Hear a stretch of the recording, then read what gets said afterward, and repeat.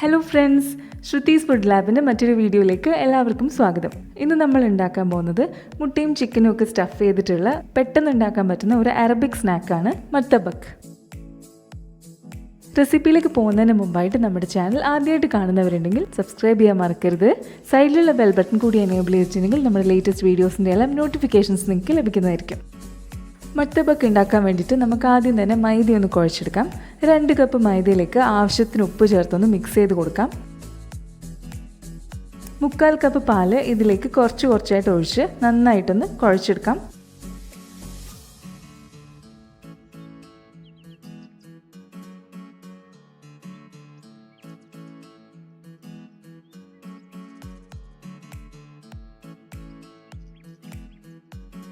ഇതിപ്പോൾ നന്നായിട്ട് കുഴച്ചെടുത്തിട്ടുണ്ട്. ഇതിലേക്ക് 1 ടേബിൾ സ്പൂൺ അളവിൽ സൺഫ്ലവർ ഓയിലും കൂടി ചേർത്ത് ഒന്നുകൂടി ഒന്ന് കുഴച്ചെടുക്കാം.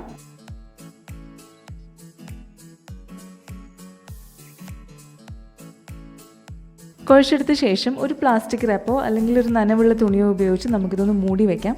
ഒരു 20 മിനിറ്റെങ്കിലും നമുക്ക് മാവൊന്ന് സോഫ്റ്റ് ആവാൻ വേണ്ടിയിട്ട് മാറ്റി വയ്ക്കാം.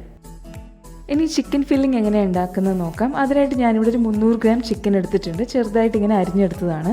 ഇതിലേക്ക് മസാലപ്പൊടികളൊക്കെ ചേർത്ത് കൊടുക്കാം.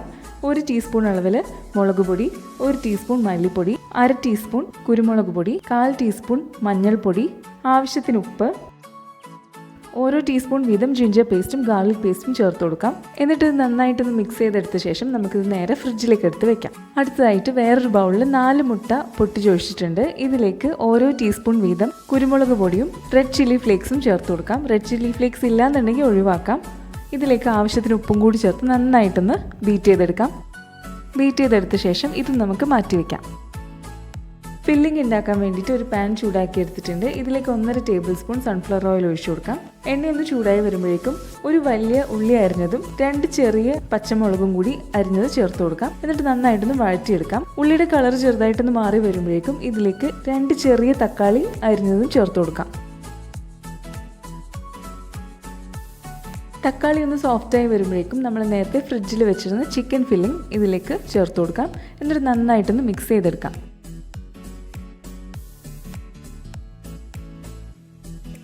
മിക്സ് ചെയ്തെടുത്ത ശേഷം ഒരു 12 മിനിറ്റ് നമുക്കിത് അടച്ചു വെച്ച് വേവിച്ചെടുക്കാം. വെള്ളമൊന്നും ഒഴിച്ചു കൊടുക്കേണ്ട ആവശ്യമില്ല. ചിക്കനിൽ നിന്നുള്ള വെള്ളം ഇറങ്ങിക്കോളും. ഇപ്പോൾ ഒരു 12 മിനിറ്റ് കഴിഞ്ഞിട്ടുണ്ട്. നമുക്കിത് ഒന്നുകൂടെ ഒന്ന് മിക്സ് ചെയ്ത് കൊടുത്ത ശേഷം ചിക്കൻ വെന്തിട്ടുണ്ടോ എന്ന് നോക്കാം.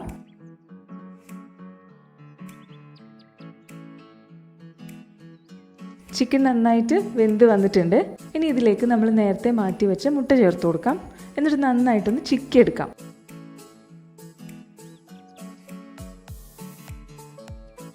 ഇപ്പോൾ മുട്ടയൊക്കെ റെഡി ആയിട്ടുണ്ട്. ഇനി ഇതിലേക്ക് ഒരു ചെറിയ ക്യാപ്സിക്കം അരിഞ്ഞതും കുറച്ച് മല്ലിയിലയും കൂടി ചേർത്ത് കൊടുക്കാം. അധികം വേവിക്കേണ്ട ആവശ്യമില്ല. ചെറുതായിട്ടൊന്ന് വെന്ത് കിട്ടിയാൽ മതിയാവും. നന്നായിട്ട് മിക്സ് ചെയ്തെടുത്ത ശേഷം ഇതിലേക്ക് 1.5 table spoon red chilli sauce കൂടി ചേർത്ത് കൊടുക്കുന്നുണ്ട്. നിങ്ങൾക്ക് വേണ്ടാന്നുണ്ടെങ്കിൽ ഒഴിവാക്കാം. ഈ ഒരു സ്റ്റേജിൽ ഉപ്പ് ആവശ്യമുണ്ടെങ്കിൽ ചേർത്ത് കൊടുക്കുക. അങ്ങനെ നമ്മളുടെ ചിക്കൻ ഫില്ലിംഗ് റെഡി ആയിട്ടുണ്ട്. ഇതിനി നമുക്ക് മാറ്റി വയ്ക്കാം. മാവ് ഇപ്പോൾ നല്ല സോഫ്റ്റ് ആയിട്ട് വന്നിട്ടുണ്ട്. ഇതൊന്നുകൂടി ഒന്ന് കുഴച്ചെടുക്കാം.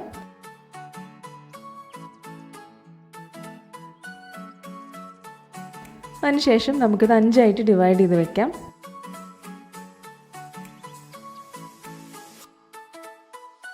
ഡിവൈഡ് ചെയ്ത ശേഷം ഓരോന്നും എടുത്ത് നന്നായിട്ടൊന്ന് റോൾ ചെയ്ത് വെക്കാം.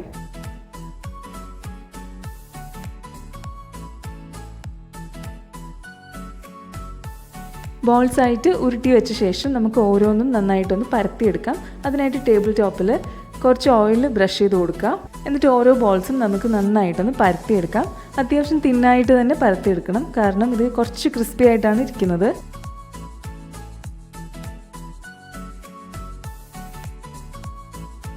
ഞാനിതിപ്പോൾ അത്യാവശ്യം നല്ല തിന്നായിട്ട് പരത്തിയെടുത്തിട്ടുണ്ട്. ഇനി ഇതിൻ്റെ സെൻറ്ററിലേക്ക് ഒരു ചീസ് സ്ലൈസ് വെച്ച് കൊടുക്കാം.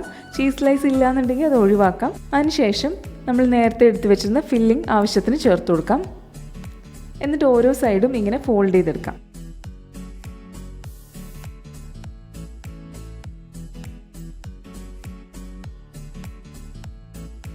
ഫോൾഡ് ചെയ്തെടുത്ത ശേഷം സൈഡ്സ് വരുന്ന പോർഷൻ ചെറുതായിട്ട് ഇതുപോലെ ഒന്ന് പ്രസ് ചെയ്ത് കൊടുക്കാം. ഫ്രൈ ചെയ്യുമ്പോൾ പോവാതിരിക്കാൻ വേണ്ടിയിട്ടാണ് ഇങ്ങനെ ചെയ്യുന്നത്. ഫ്രൈ ചെയ്തെടുക്കാൻ വേണ്ടിയിട്ട് ഞാനിവിടെ ഒരു ഗ്രിൽ പാനാണ് യൂസ് ചെയ്യുന്നത്. ഏത് പാനിലാണെങ്കിലും നമുക്ക് ഫ്രൈ ചെയ്തെടുക്കാം. ആവശ്യത്തിന് ഓയിൽ ബ്രഷ് ചെയ്ത് കൊടുത്ത ശേഷം ഓരോ സൈഡും 2 മിനിറ്റ് വീതം ലോ ഫ്ലെയിമിൽ വെച്ചിട്ട് ഫ്രൈ ചെയ്തെടുക്കാം. നിങ്ങൾക്ക് ഡീപ്പ് ഫ്രൈ ചെയ്യണമെങ്കിൽ അങ്ങനെയും ചെയ്യാം കേട്ടോ. ഞാനിപ്പോൾ ഇങ്ങനെയാണ് ഫ്രൈ ചെയ്തെടുക്കുന്നത്. ഇപ്പോൾ ഇത് റെഡിയായി വന്നിട്ടുണ്ട്. ഇതേപോലെ തന്നെ ബാക്കിയിരിക്കുന്ന കൂടി നമുക്ക് ചെയ്തെടുക്കാം.